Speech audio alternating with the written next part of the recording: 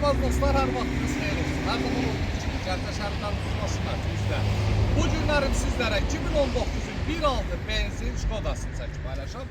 Değerli dostlarım, çox dediniz kredit, bu da sizə kredit. İlkin ödəniş 3700 manat, 30 ay 600 neçə qədər? 25 manat. 625 manatdan 30 ay.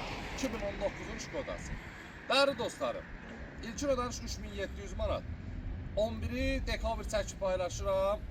İnşallah 21 dekabr kimi vaxt qoyar. Çünki kreditlədə axı.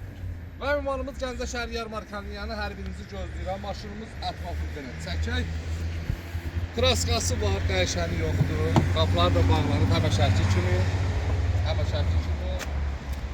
Avtomatdır abi.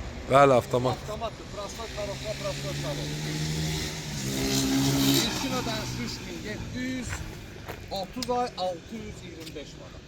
Kimə maraqlısa da əlaqə nömrə profildə var, yolunuzu gözləyirəm. Bu isə bizim dostumuzun maşınıdır. Alıb 5000 çimir. İndi kim alsa Allah xeyir versin. Öpürəm, bağlı getsin.